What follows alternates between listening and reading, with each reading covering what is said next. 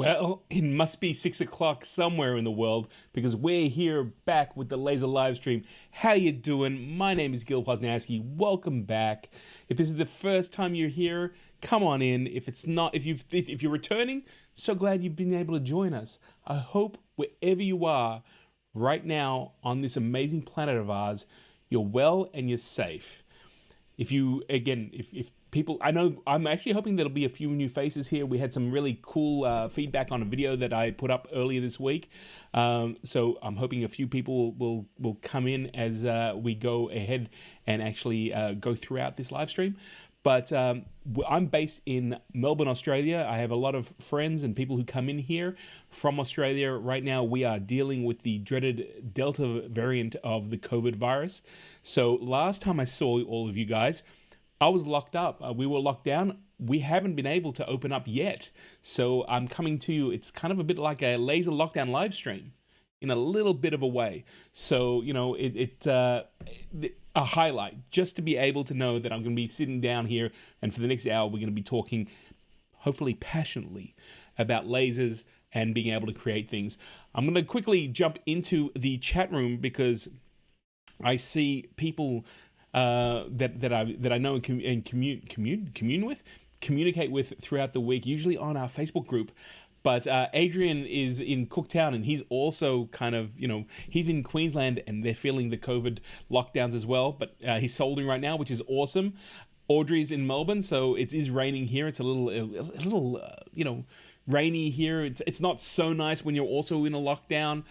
Mike and Jen, who have been here from the start, last time we saw them 2 weeks ago, they were in New Zealand. It looks like they're still stuck in New Zealand, unfortunately, without their laser. Let me know, Mike, were you able to go and catch up with the other New Zealander who came in last week? I don't want to say his name because I put too much pressure on him already about getting you a laser, but I know you've been away for a while and stuck in lockdown, it looks like. So, you know, Mike, Jen, it's frustrating for everyone to be stuck in these lockdowns, but know that we're here. And, you know, every week I usually get at least 1 or 2 projects from you guys to show. But you can see the effects of lockdowns have been having because everyone's trying to work from home, trying to get everything done. Time gets eaten up a lot easier. I mean, even this week, I gotta be honest with you, I don't want to say I rushed it, but I didn't feel like I had prepped as smoothly as I had before because I had to kind of jam in a few extra hours today while I was working. Shh, don't tell anyone that. To make sure that I had everything up and running on the stream. So it is just, you know, everyone's a little messed up, a little kerfuffled with these lockdowns. So hopefully you'll be able to escape here, come and hang out with us all. And it's just, you know, unfortunately this will pass, but we're in the middle of it as well. So Adrian, Kubi Coleman from sunny London. Kubi, how you doing, my friend? You know, again, it's so cool to see you. I know that time difference is kind of a hard one here, but you're here, you know, quite often, and I really thank you so much for hanging out with us. I know that the situation with COVID is a little different over there, and you guys are coming out of it. Your vaccinations are all up, so that's kind of awesome. I hope you're safe as well. And Mike, Audrey's thinking the lockdowns in lots of places, and yes, you didn't make it back from Auckland, says Mike, and Adrian saying there's no lockdown here. More frustrated with the postal services than anything. Adrian has a laser unit that needs to be replaced in his core, his Emblazer core, and I'm assuming that that's why he's being frustrated with the postal service. But tell me if I'm wrong. Let me know if you've got that unit in there so you're able to get to work again with the core. Last time I checked on what you were sharing with us on Facebook, it was a little bit like, yeah, wasn't too sure whether or not things were going on, whether you got the unit or not. So, you know, it's frustrating for everyone, but I'm glad you're not in lockdown. I think Queensland is one of the rare places that isn't being touched by lockdown frenzy that has hit us. I'm a little disappointed the fact that if for Melbourne, I'm going to go a little bit deeper into the lockdown thing. Here in Melbourne, we had a few protests and a few other things. Listen, man, I'm as frustrated as the next person. I wish we could protest the virus. I really wish that those sort of those moments of sheer communication, because that's what I believe protests are all about, could actually change the face of nature. But it's kind of frustrating that we got the word today that there were 40 new infections in the community, which is huge. It's large for us here in Melbourne, especially because we lock down when there's 1 or 2 out in the community. And, a lot of people have sacrificed a lot of things. In fact, I don't think I'd even be doing these sort of live streams if it wasn't for the fact that we're all kind of struggling with lockdowns of some sorts. It's been a harrowing year and a half. But, I just want to acknowledge what everyone's going through before we jump in and get a little bit more positive, share some skills, and see what else is going on there. Adrian's saying, it is, but my parts are from another laser I'm using now. Okay, well, there you go. There you go. Adrian, you got more lasers than I have now. Oh my gosh. When are you doing your laser live stream? I'm looking forward to it.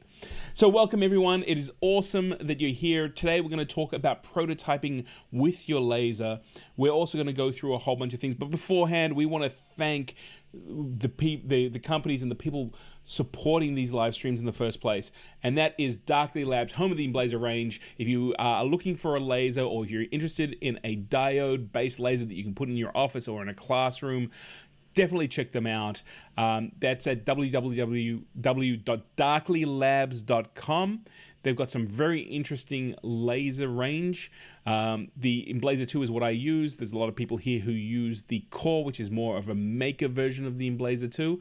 And I believe they've also got something coming up in the future. So, keep an eye on them. And of course, we wanted to also thank LightBurn software. That's the laser software that runs the Emblazer range, but also runs many other different lasers. So you know what? Both Darkly Labs and LightBurn, thank you so much for being able to support this stream and making it possible every 2 weeks. And I've got to also say, if you've hung out here, if you've seen my videos on lasers and the laser range, you know that I love LightBurn. But there was a lot of talk all over the internet about the fact that the LightBurn's price went up, and I kind of got a little frustrated about it. I just released a video. If you haven't seen it, definitely go check it out. It's called "Is LightBurn Ripping You Off?" And it was really interesting to see the reaction that it got on social media. You know what? I know there's a lot of people out there who reacted to the title but without actually watching the video, and that's okay. The whole video was there about opening up that conversation. So you know what? I'm going to leave the link below in the description. And you know what? It'd be great if you guys would go check out the video and also add to the conversation. It was really interesting. I mean, people love LightBurn, and maybe I went a little bit too hard, maybe just a little bit too hard, because I didn't mind I didn't mind the comments about the conversation. It's when they became personal I got a little bit upset. But you know what? That's all part and parcel of streaming and social media, and it was just great because I want to see LightBurn evolve to the next level. And again, there is a interview that again I will put the link below, where I was speaking to Jason from LightBurn, and he has huge vision for where LightBurn is. It's going to start with lasers. It's not going to end there. So you know what? It is totally awesome to see. Now, for those of you who haven't been here before, this is not just about doing a stream, twice a month. We are building a community, and you were invited to come along. And one of the things we do with the stream is actually set intentions. I want you guys to know what it is that I'm aiming for in the stream, and what it is that we're collectively aiming for as well in the community. So our very first intention on the laser live stream community is to build an interactive laser community.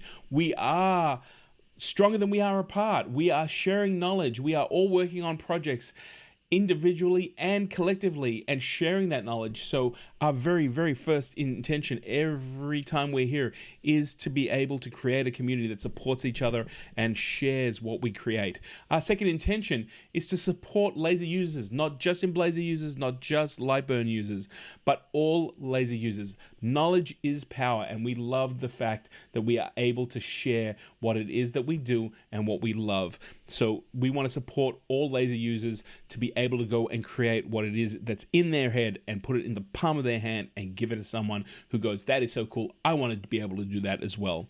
Our third intention is to share the knowledge we have. Not anyone, sorry, let me say that again. There isn't anyone out there who is a master of it all.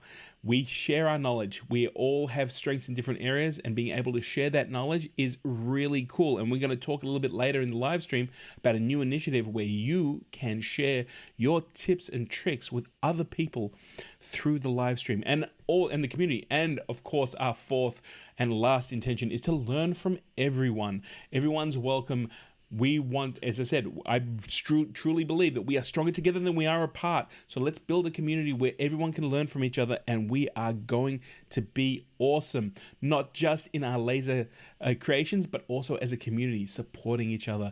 And that is why we do this live stream, and we also do this on Facebook. So you might be asking right now, you might be going, Gil, that sounds really cool. How do I get involved?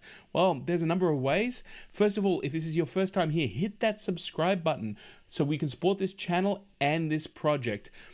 We are up against Mr. Beast and all those amazing people who give out millions and millions of dollars a year to get eyeballs on their videos, which means the more interaction that we can get on these live streams, the easier people will be able to find what's going on.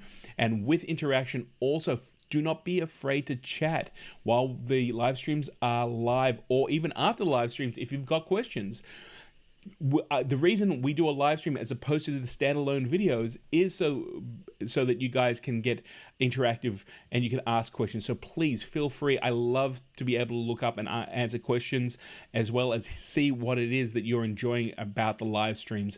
We also have an email address if you don't feel comfortable or you're not able to see the live streams live and you still want to get involved, and that is at laser.livestream@gmail.com. And I gotta be honest with you, one of the projects we're going to come up and show you in a little bit came directly from the email, and it's a corker, man. It blew me away. I just wish that I could receive something as cool as that. We'll show you that in a short while. And we also have a Facebook group. This is our main place right now where we're interactive, and you can get to it by going to www.facebook.com/groups/laser live stream.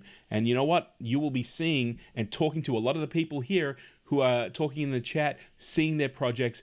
We'd love it if you'd share your projects. If you've got questions, feel free to ask. And it's an awesome way of getting involved. Now, there is one other way that you guys can actually get involved, and that helps directly on the stream. One is, if you like this stream, hit that thumbs up. And as I was saying before, subscribe. Those two things helps a lot with getting these live streams out further and letting people know this community's here.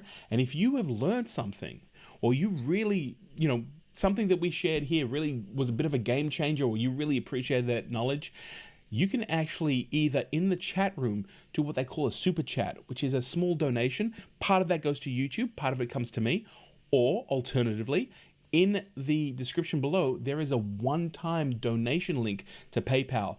And let me tell you, anything that comes back through a donation, through YouTube, through any of that sort of stuff, that money goes straight back into the live stream, whether it's getting equipment or whether it's buying materials so that I can put it in the laser, work out workflows, and then present it to you guys here. So you know what?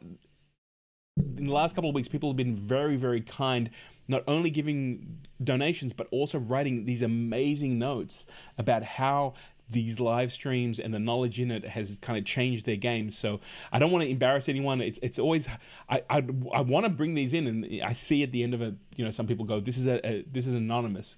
And I'm like, cool, man, I totally get it. I totally appreciate it. But you know who you are, and I really appreciate it, because even though we have the support of Darkly and LightBurn, you know what? It takes a bit of time, and especially right now in the lockdown, you know what I'm saying. So guys, feel free if you feel comfortable with it. That is another way you can support these live streams. Let's go quickly back to the chat room, because I can see it's chatting. You see, I love hanging out with you guys. So let's go and see what's going on. I got more printers than me now, says Adrian. You sold 2? Wow, you sold 2 3D printers? I got a few 3D printers behind me. See this one right here? This is a new one. This is actually a very good friend of mine bought this printer years ago. It still works well, and he was like, you know what? I've got to get rid of it.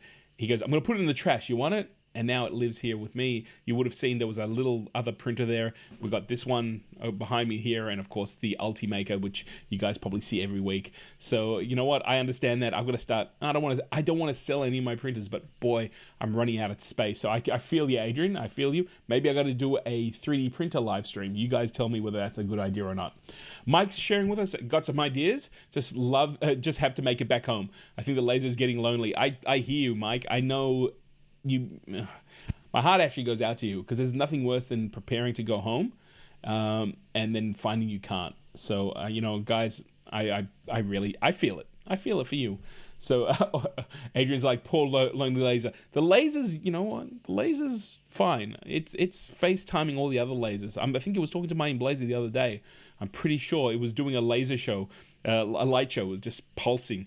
It was talking to Mike's laser. That's what I think, or that's at least what I'm going to say. Or I might have been dreaming. I'm not too sure. Adrian likes that idea. So guys, let's jump into it. Let's see what we're doing with what's going on tonight. Adrian, yes, that is the original creator from FlashForge, the wooden box version, and it's a pretty awesome machine still. Let's check out what we're doing here today. We're going to go to the Emblazer user showcase. Then we're going to go and talk about prototyping with your laser, and I'm going to go through actually some of the steps you need to take an idea from a prototype to a final product. Then we're going to jump into actually going through and creating a prototype here tonight, and then we're going to go through the good, the bad, and the ugly of material. What is good to using your laser? What is bad to using your laser? What do you never ever want to put in your laser? That's the ugly things. So you know what? Let's jump into it and check out what people have created. And as I was saying before, you can see that everyone's kind of stuck at home, but some of these, wow. So our very first thing is Graham. Graham's one of our new parts of our community. I think he's busy tonight, but that's okay. And look at this. Graham has just started with his laser, and this is a pretty amazing piece, given the fact that he's just started on his laser journey. Obviously, there's a beautiful engraving of his dog, Lily, and I believe that's on a piece of wood. So again, just phenomenal to be able to see what goes on with those, you know, with these lasers and what people are inspired to do, and it's just so cool. I just remember Graham doing his first piece, and now look at what he's doing. It's amazing. Adrian, you've got the Inventor one. I hear you, man. I hear you. It's very cool. They're very cool machines.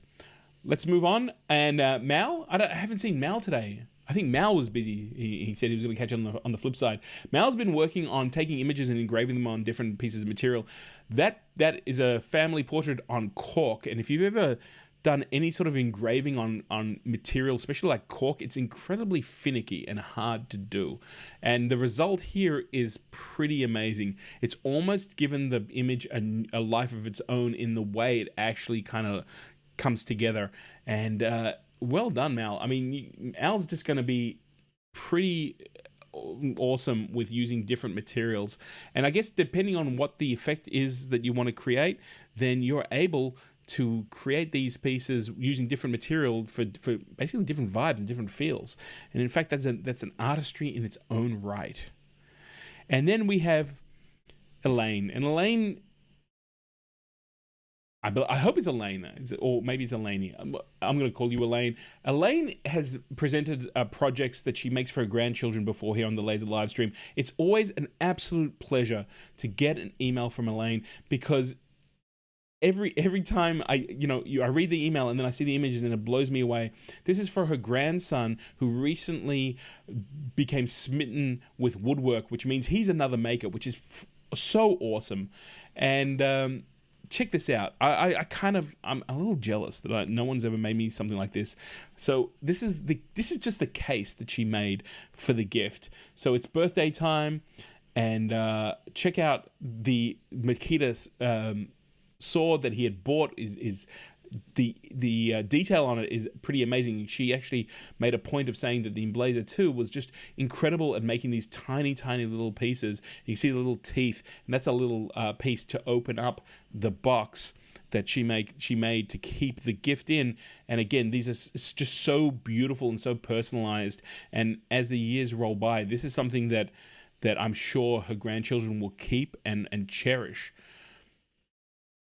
And again, you know, Elaine was saying that she was making all these pieces, like the plaque that says, you know, created by Elaine and Grandma 2001. She was using popsicle sticks also for the gears. So, I mean, you can see how small it is compared to the box of redhead matches, which I'm thinking came out of the 1800s personally. But, I mean, you can see the detail that's being created. And yes, Mike, I agree. Incredible layers with that. And let's go and see. So this is the opening piece. Then this is the piece that's actually in the box itself. This isn't the gift, and you might get an idea of what she's actually making. But the story is that her grandson, as I was saying, loved woodwork, saved up his money, bought himself a tool belt and a Makita power saw, and decided he was going to set the world alight. So, you know, one of the things I love about Elaine is she gives us videos to show the work. So check this out.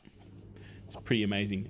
Every face has a message for her grandchild. It's just amazing. Look at this. Look at this. Just so spectacular.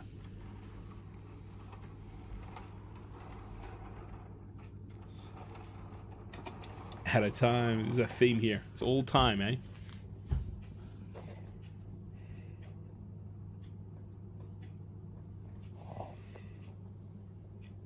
Beautiful layout work. Parts cut out.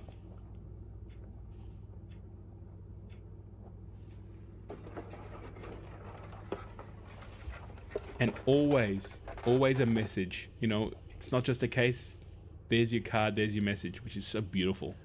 Really well worked out. And again, that really fine detail using things like popsicle sticks. Great tip there. And this is what she made. She made a clock for his 14th birthday. Spectacular. And then there you go. There's that clock face that she etched on the base of the box itself.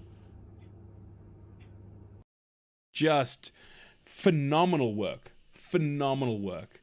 You know, as I said, every single time I get an email, I'm like blown away. I'd love to get Elaine on here to talk about her work. She's made pianos and the pair of scissors she made for her sister for Christmas, and now this clock. It is just, you can see the love that goes into these pieces. It is just mind-blowing. And you know what, I maybe Elaine can send me an email and let me know how many hours laying this out in a LightBurn and then cutting them out, putting them together. It is, like I said, just phenomenal work. So, you know, if that's not inspiring to go and you know, work out how you can take your ideas and just make them come to life, I don't know what. And I got to be honest with you. You know what? If something like that, if someone were to spend time crafting something like that, it's not about the actual item. It's about the attention to detail and the time and effort that people have put into it. And it's just, wow. You know what? Just incredibly crafty. You know what I'm curious about? I want to know how Elaine came across the Emblazer 2. How did she get her Emblazer? Maybe she'll hear. I'm sure she'll listen to this. She always makes a comment that she comes and hangs out and watches the live streams. So I'd love to know that question. Maybe we can answer that, because Elaine, you're a part of the community. You share. It's fantastic. Awesome. So that wraps up the user projects for this week. As I said, there wasn't a lot of them. I'm assuming that's due to everyone being so distracted due to lockdowns and COVID and all the rest of it. But if you guys are interested, please, you feel free to send me your projects, your completed projects, or alternatively, you can put them up on the Facebook group and we'll add them in there. I'm actually working on a few projects myself. I'm going to be launching a video on Monday where I'm going to go through parts of a project, and I use the laser in a very certain specific part that I needed to have done on this project. So check this out on Monday. It's going to drop. We're also going to show you how to use LightBurn to draw outside of using those primitive shapes. So it's a kind of a 2-for-1 on that. It's a project that I've been working on for the last couple of weeks, and you'll be learning some skills for LightBurn if you haven't explored how to free draw and curves, nodes, the whole thing. We're going to cover all of that. So that's going to be coming up real soon. But you know what? Let's get into the meat of this live stream today. And we're going to go and talk about working out, using your laser to make a what am I going to say? A prototype. Wow. Do I have COVID? No, I don't have COVID. It's just been a very long day. I had a very rough night last night, so my brain is not ticking on as well as it should, but I think you guys will forgive me. All right, let's go check this out. We're going to talk about prototyping with your laser. And you know, lasers are fun, but can produce a unique finished product quickly and professionally. And let's be honest about it, a lot of people who go and explore this technology are looking for some sort of side venture, maybe bring in a few dollars. So we're going to answer all of that as well. Today we're going to look at some of the steps you need to bring a product to market. And before we do that, Adrian was just saying, you'll see new stuff from me next week when you get the 2 lasers running. That's not a problem. Mike also saying it's going to be nice to see some of the projects. That's cool. Mike actually picked it. He might know exactly what's going on. So we'll see what's going on. We'll get back to that. So prototyping with your laser, depending on what your plans are, having an idea is not always enough to bring it into fruition. Fruition is the word I'm looking for. Let's look at some traditional methods of creating products.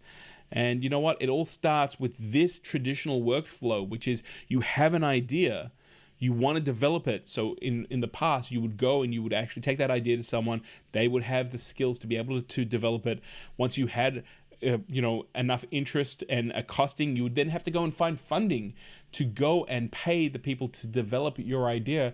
You would then need to go to build a prototype, so that you would have to go and find someone else who would have the skills to be able to go and take those ideas and put it together. At that point, at the prototype, if everything's ticked off and your funding people say, yes, let's go for it, then you have to work out a manufacturing source. And then if you're incredibly lucky and you have enough capital behind you and everything goes to fruition, because I've tried this myself a few times, you then get to take it to market. You'll be surprised how many people will get to build the prototype stage and go, you know what, we don't think it's going to work. We don't want to waste any more money. And they jump. Unfortunately, that's been the traditional way that you may have had to go to create an object or an item to prototype and to market. But you know what? Let's go through it step by step. I just want to explain this. Having an idea is not just enough. I've always believed that if you wanted to create something, you should always create something that you are passionate about. The thing that's going to keep you up till early hours in the morning. If it's 4 a.m. and you do not want to stop and go to sleep because you've got to get up at 7 a.m. to go to work, that's the idea you should be developing. And if there's one thing that I've learned, is that everything finds an audience. Believe me, in my previous life as a filmmaker, I saw some garbage films made, and it always found an audience. And I believe that with a lot of products as well. And if you just got to look at some of those telemarketers, some of the things that they market. So if you are going down this line, the first thing, if you're going to go through this process, whether it's this process or the other process I'm going to show you that you can kind of streamline this with your laser, make sure that you are passionate about what it is that you want to create. Of course, then you've got to develop your idea, and it's not just about being able to put it together, but it's also about the marketing. It's about test research. It's about, the cost of being able to get things into stores is so great that you have to get so-called experts. Now, thanks to the internet, that's been short-circuited a little bit, but traditionally that's what you needed to do. You'd get someone to sketch it out, and then that would lead to prototyping. But before that, you would actually need to go and find an investor. And this is the part, I got to be honest with you, that I hate the most. I hate the idea of going and finding people who have the final say, that the only thing invested in them is their money. Like they used to say in the early days of NASA, no bucks, no Buck Rogers. And that's true, but it was a necessary evil. If you've ever gone to a pitch meeting where you have to pitch an idea like a Shark Tank thing, or if you ever watched Shark Tank, it's very easy for people to sit there and just look at it from one very finite position, which is one of economy.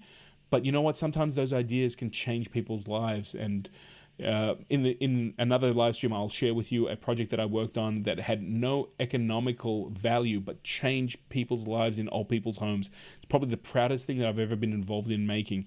So you know what? That's why personally, finding investors, if you can do that, you are a blessed person, because it's very frustrating to hear from people pull apart your idea when all they're looking at is the return for investment. That's just me. I'm sorry, but that's what happens. Then you've got to go and build your prototype.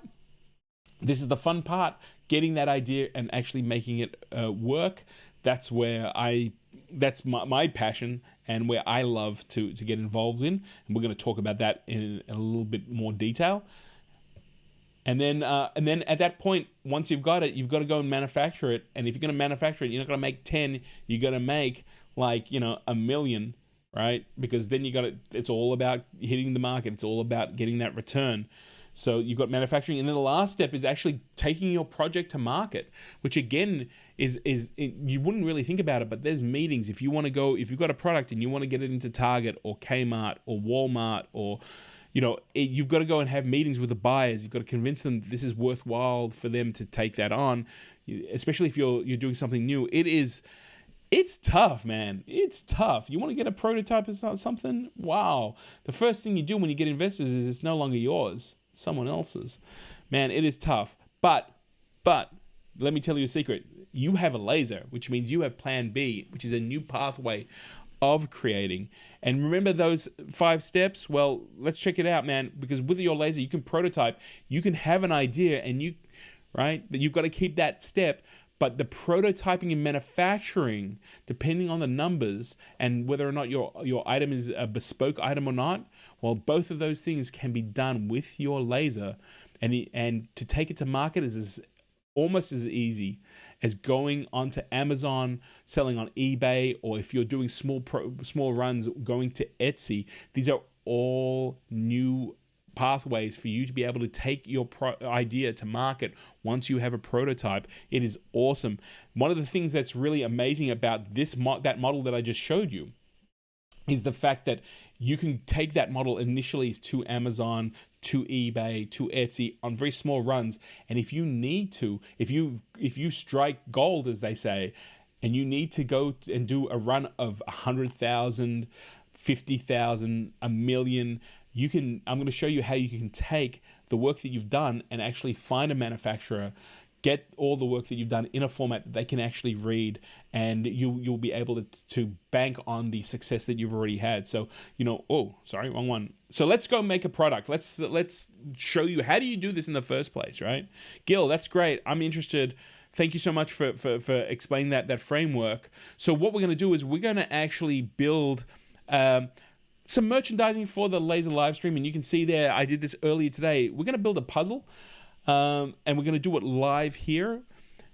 So let's jump straight into it and let's find out what are the steps that we need to go and prototype this puzzle. Okay, so let's get into it. We want to go and design and prototype our item. And as I said before, we're going to go and make a jigsaw to promote this amazing live stream. Who knows, maybe we'll even make it. So what we're going to do here is we've got LightBurn up and running. I'm going to do this live for you. First of all, what I'm going to do is I'm going to go and import what I need. And I'm going to borrow some of this from the files that Darkly Labs has set up as a tutorial when you've got the Blazor 2. We're going to be using the jigsaw file, which is this one right here. And I'm going to import and open that. And I got that from the download link that is below. And you can see, if I zoom out, this is a DFX file, and it is huge. It is really, really big compared to the area. So first thing I'm going to do is I'm going to grab this. I'm just going to scale it down a bit. And I'm going to bring it closer in. I'm going to do a little bit more scaling. I don't know if you guys can see, it's really small. So what I'm going to do is I'm just going to jump in a little bit closer. I'm going to just go out again. You can see, at least now, it's a little bit workable. And I'm just going to leave it here. And you can see that it's on this layer called stand cut. I'm not going to do that. I'm going to make it blue so we can see what's going on here. Let's go back in and you can see now that it's on the work area. So again, you know, just something to be aware of. I'm not sure if that's happening with all DFX files, which is the Adobe Illustrator file, but that's something that I noticed bringing it in. But it is definitely here. The other thing is, as you can see here, is it is separate. They are all individual layers, all these cut layers. So the next thing I'm going to do is I'm going to select all of them, as we do, and I'm just going to group them, because that's going to make things a lot easier, because that way I can then pick it up, I can move it around, and I can scale it. And you're going to see I'm going to do that really soon. So the other thing that comes in the Darkly Labs file is a picture of a motorcycle, but you know what? We're not going to do that. We want to make this personable. We want to make it personal, maybe not just personable, but personal. We also want to make it unique, because this is my bespoke product that I'm going to prototype. So I'm going to go and grab an image, and I've got the image here, and that's of the laser live stream, and there I am. Look at that. That's the heading to our Facebook group, and I'm going to put it in here. I'm just going to resize it for the sake of this. I'm just going to move it down here. And what I'm going to do is I'm going to put that image on a completely different layer. So I'm going to make that one black, and that's 00. So we've got the image, we've got the line. Line's going to cut first. I don't want it to cut first, because if we actually put this over here and just do a quick preview. Oh yes, okay, sorry. That's you'll see if I scroll through this, it's going to cut the jigsaw part out first, and I don't want to do that. So I always like to do the cutting second. So I'm just going to make sure right now that we move the line down below. And you can see already, it was already telling me that the DFX graphic, the cutout for the jigsaw, is just way too big. So let's take care of that first. And what I'm going to do is, I think it's relatively simple, is I'm going to grab it and I'm going to bring him in here onto the edge. And I'm just going to scale him down. And it's going to deform the jigsaw design a little bit, but that's okay, because that's one of the things we want to do, because each one's kind of going to be unique, and I can use that overlay. And if I want to just see what's going on there, I can actually just put the output to just turn the output off. It gives me a little bit of an area, so I can just kind of zoom in there and see, look, you know what, that's a little bit out. So I'm just gonna, just gonna bring it straight to the line. If I was printing this onto a piece of material, I might want to have cut the overbleed off, or the offset. So I can do all of that sort of stuff, but it looks pretty good to me. I can see the pieces, I can see my image below. So I'm gonna put that output back on. It's gonna make it a solid. But what I'm actually gonna do here is I'm going to select this piece. And again, this is one of the things that I love about LightBurn, and this is why it's so fast to prototype in the software and using a laser and things like that, is that I'm going to hit the control button, and I'm going to come bring up the drop-down menu, and I'm going to go to the adjust image. And that's going to show me what's going on there. So you can see it's already on grayscale. It defaulted to that. I'm going to change that to I think it's Atkinson. And I'm going to start playing with the contrast. You can see on that right-hand side, see, I like that idea that it's like, you can see the light blowing out a little bit.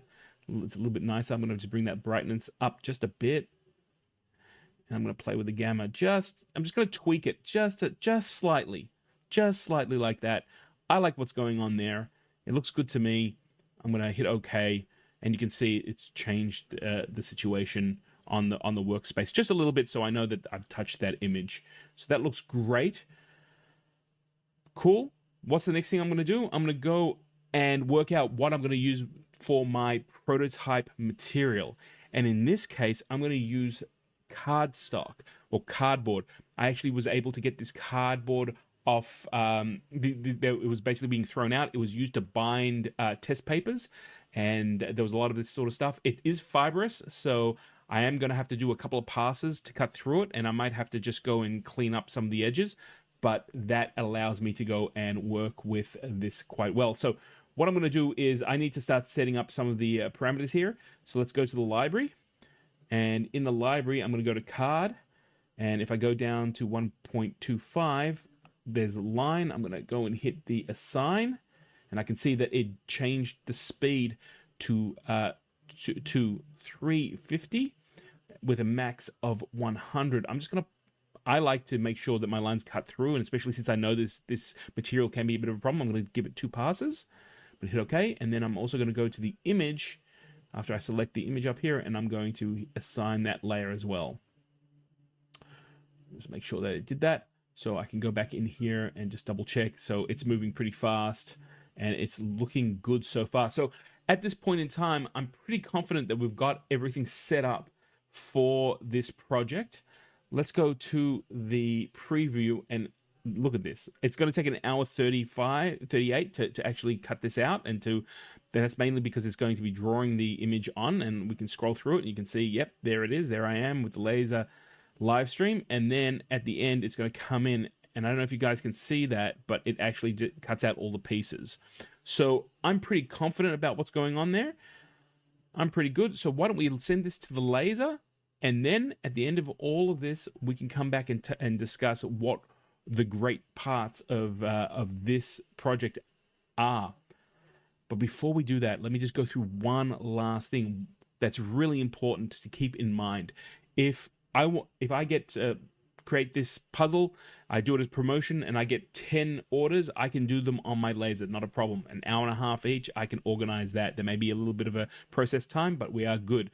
But if I were to get 10,000 orders, that's a little bit out of my range. And going back to what we were discussing before, the steps in actually taking a product from an idea and marketing it, this is where the power of being able to prototype things with a laser and in your own home or workspace is so important, because in here in LightBurn, you have an export, and I can actually export this project as an SVG file, as a AutoCAD DFX, or an Illustrator file. And I know that if I go to manufacturers, whether they are in Australia or around the world, AI files, DXF files, and SVG files are accepted, and they are they are used to be able to manufacture. So I am within LightBurn. Not only can I prototype, but I can go, great guys, I'm going to go do a DXF file. I'm going to call this Final Jigsaw. And I've now sent that file out as a DFX that I can then send to a manufacturer, tell them, yep, I need one prototype, just or one test of the prototype just to see the quality of it, and then basically press a button to see whether or not I can manufacture as many as I need. And if you're taking your product to places like Amazon or Etsy or eBay, you may get to a point where you need to off-source your manufacturing. So that's a really important key step as to why not only is it important to prototype and test, and that way on your own time you're able to fiddle, you're able to work out what's going on, but you can always come back to this master file or use this prototype file and export them out into a format that a manufacturer can then set up his machines. They can print them, they can cut them, they can do whatever they need, because they may be using a different tool chain than what you have used to prototype. So LightBurn may not be something that they're familiar with, because it is, basically laser software. They may be using a die cutting machine. Maybe they'll be using an industrial printer. Well, in those formats and with the ability to export, you will be able to transfer those projects and allow them to use the best tool chain that they have available to make your product. All right, let's go and take a look at what we just made. All right, okay. Whew. Gotta match when I'm working on the computer and doing it live. But you saw what I did, and I've actually got it here. I've got to put it on a board because these are individual pieces that will actually come out. And you can see here that I've actually used cardboard, as I was saying to you guys before, that it is. Well, let's see. Can I get this piece back in? I probably can't. But here is my prototype. All worked out, all on the laser. I've just, as I said, if I were to try and hold it up, let's see if I can. There you go. You can see, right? Got the prototype done.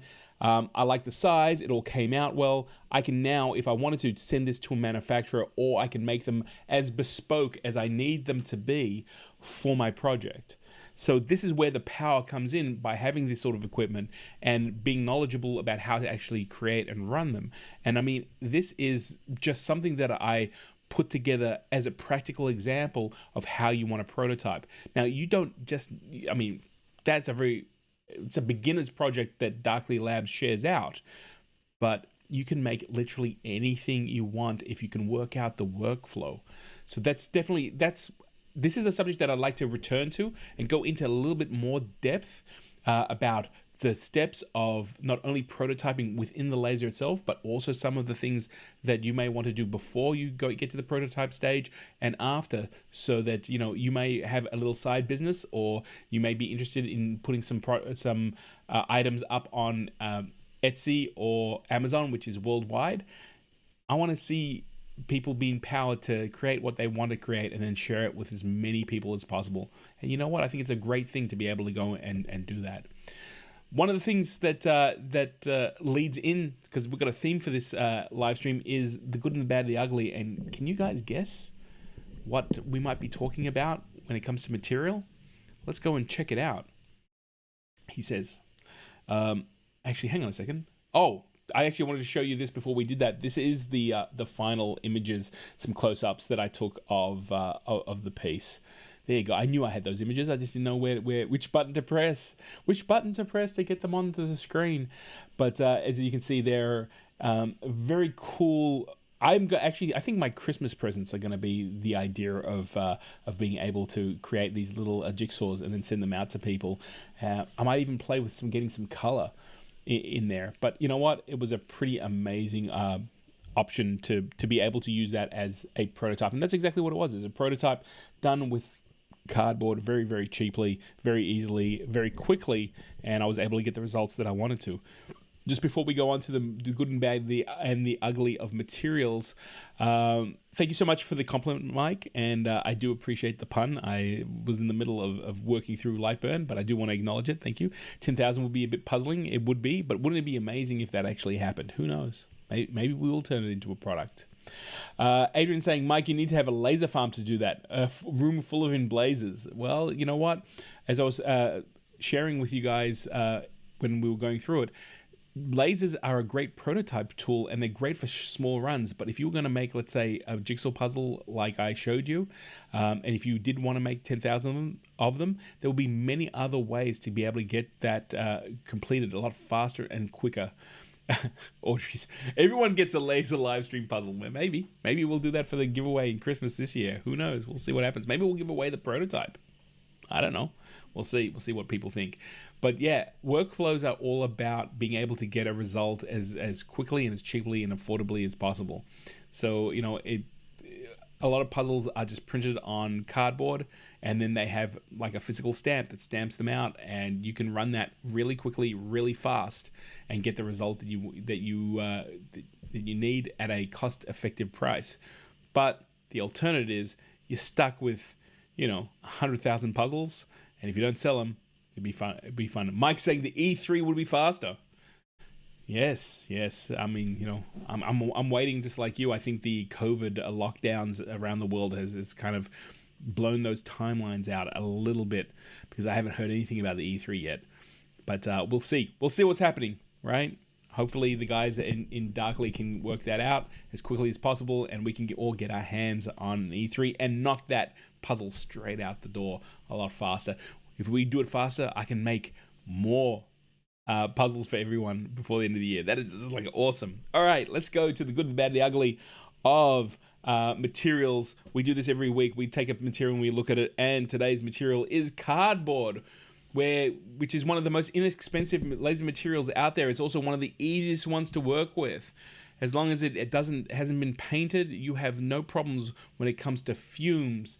Combustibility is an issue, but as long as you're there to keep an eye on it, and you can make amazing things. Like you can see that Amazon cardboard box gets turned into that amazing piece of artwork. You can create pretty much anything you want, from impressive business cards to model-sized buildings, and this is a material that I use all the time. As I said to you guys before, and I'll actually show it to you right now, the puzzle was sitting on a board. I got these flat boards of cardboard, and now these are kind of compressed cardboard. What I mean by that is strands of fibers have been glued and then compressed under great weights. So it's like they push it together, then it sets and it dries and it becomes this cardboard.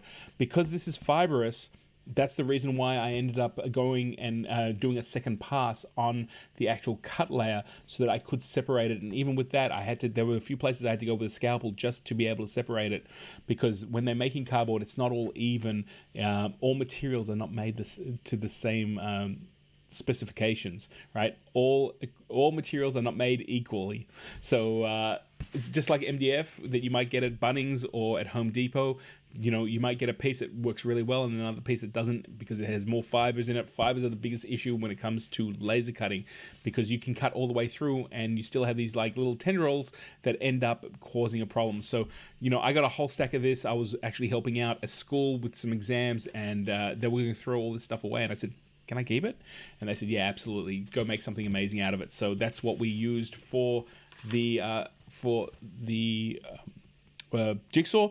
And you can see the light areas are the same gray, but you can see just by lasering it on, you can see the difference, the gradients in, I'm trying to make it straight, the gradients in that actual image. And I mean, like, it's awesome, man. Like, I believe someone in the apartment was like, can we do that for my niece and nephew? And I'm like, absolutely, let's get involved.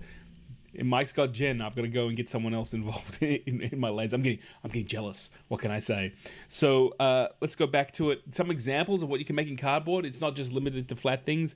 You've got an amazing skull that has been rendered almost like a STL or a mesh file for a 3D printer, and then sliced into pieces and then glued together. And you can make incredible 3D representations that way. The middle image, which I have seen people do this by hand, they've also done it in lasers, is you can actually take strips of corrugated cardboard, and depending on how you actually bend them up or down, you can actually make images that way, which is just phenomenal. I first saw this in a pop culture museum where someone had taken strips of cardboard and made these amazing images of stormtroopers and Darth Vader and all the rest of it. I just wish that I was in a place that I could have bought that artwork and hung it on my walls. But, you know, it's a pretty amazing thing. And our last image is, again, showing kind of the scaffolding, prototyping exactly as it should be, using cardboard to make a three-dimensional object in a different way, as opposed to the skeleton that's actually cut up into layers. You actually have a proper scaffold that would hold up different pieces. So cardboard, if you are not using cardboard already, that happens to be one of my favorite all-time materials to check things out, to test things out. When you draw something up and you're not sure if it fits, getting a piece of cardboard. I also enjoy cardboard boxes from cereal boxes are awesome. They cut quickly, fast, cheaply. And when I'm working with schools, I am always telling the schools to do donation drives and ask the families to collect all their cardboard boxes from cereal boxes and all the rest of it and bring it into the school, and you'll be surprised. It doesn't hang around long. Once you start cutting with cardboard, it goes quick. And in fact, it was one of the things that brought me to playing with nesting, which is going to be something we're going to be discussing on a future live stream. How do we get the most out of the material that we put into our lasers? So keep an eye out for that. Wow. That almost brings us to the end. But before we go, I do want to ask those who are out there who are part of the community, I'm going to post this up on Facebook as well. I'd like to start a new segment, which is tips and tricks from the laser users.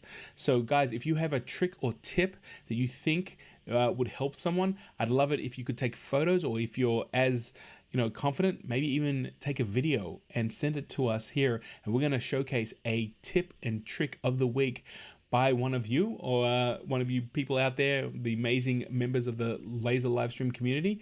And I think, you know what, we're gonna start sharing a little bit of what it is that we know, because you know what, everyone has their own way of getting to the same result, and it's always amazing to be able to find out a new tip and trick. I'm going to share some of the things that people have also shared on my laser videos on YouTube, and some of the things that they've shared with me, I was like, wow, I never would have thought of that in a million years, and it was just pretty awesome to be able to get there. So look out for that.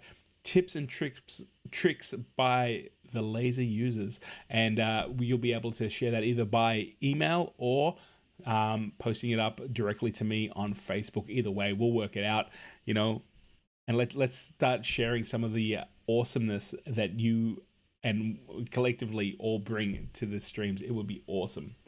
Mike saying that sounds great. Thank you so much. Cardboard is also, I should go to the chat room. Cardboard is great to play with quick outcomes. Absolutely. Cardboard is probably one of the greatest things. I actually have. I'm going to challenge myself. I don't know if I'm going to be able to do it, but you know what? I've been meaning to do it for some time, and I haven't. So someone sent me almost like a, if you remember cereal boxes, there's a bit of a theme here now, that at the back of cereal boxes in the 70s, they used to have like cardboard cutouts, either masks or toys that you could put together. So a friend of mine who loves the old Micronaut toy series from the 70s, it was kind of a ripoff of this old Star Wars toys. He made a robot that was based in the same idea of those cardboard cutouts you would have at the back of cereal boxes. Well, I've been meaning to make it, and I thought to myself, you know what? I've got a laser here. I can cut all those pieces out perfectly. So how's this? I'm going to throw the gauntlet down, and I'm going to see if I can actually make it by the next laser live stream and have it here live. I might even shoot some of the process, and we can go through kind of using print and cut in a different way to be able to create something. We might look at being able to cut out the actual the pieces, but maybe I'll even play with scoring it so that we can actually score the pieces and fold them in. It'd be kind of awesome. It is a complicated model, but you know what? I think Dom, if you're watching, this should be our next challenge. You go make something out of cardboard. I'm going to make something out of cardboard, but I've already told you what I'm going to make, but it'll be kind of cool. Use the cardboard from the box the core came in. Do you know that I don't have a core? I built one. You guys have seen that, but I actually don't have one. But you know what? Maybe one day. We'll see. I'm getting a little bit. But yes, you could cut up the box the core comes in. I suggest, though, if you have an Emblazor 2, don't cut up that box, because if you ever have to send it back, that's how they like it. I still have my original box and all the accoutrements. It's very cool. That's great. The core comes supplied. It comes with the supply of materials, says Audrey. I think that's awesome. That's just freaking. That is amazing. That is really cool. Okay, so I actually got this laser live stream down to an hour. So let's wrap it up for today, for this week, or this fortnight, guys. If you're interested, I do virtual classes or one-on-one sessions. Feel free to send me an email on laser.livestream@gmail.com. Because of COVID, I have a little bit more time, and I've actually done a few of these virtual lessons. If you've got issues with maybe LightBurn, or if you're working on a project and want a second pair of eyes, feel free to get in touch with me. That is an awesome way of being able to utilize time. I also want to thank Darkly Labs and LightBurn. I love you, LightBurn. Don't believe what everyone on Facebook. I wasn't tearing you down. I was just talking about how great you are. It's awesome. Thank you so much, guys, for sponsoring the live stream. And as I was saying before, wherever you are, I mean, I know Mike's stuck in New Zealand. Other people are around. Stay safe, guys. Really stay safe. Whatever you believe, that's fine. Just wash your hands. Maybe wear a mask when you go outside. Not just because you guys are an important part of our community and for the people around you. And you know what? This will pass. This too shall pass. And it's just awesome that, as I say, and I really mean it, coming and hanging out with you guys, it's an absolute highlight. Guys, keep an eye out on Facebook. I'm going to see if I can drop a few live streams as I'm working, just to say hello to you guys, especially since we're all locked up. Until then, I will see you in 2 weeks. You, right there, I'm talking to you. I will see you in 2 weeks. Go make something amazing, and thank you so much for being a part of this community. This is the Laser live stream. Basically, that's it for this week. Be awesome. Thank you so much.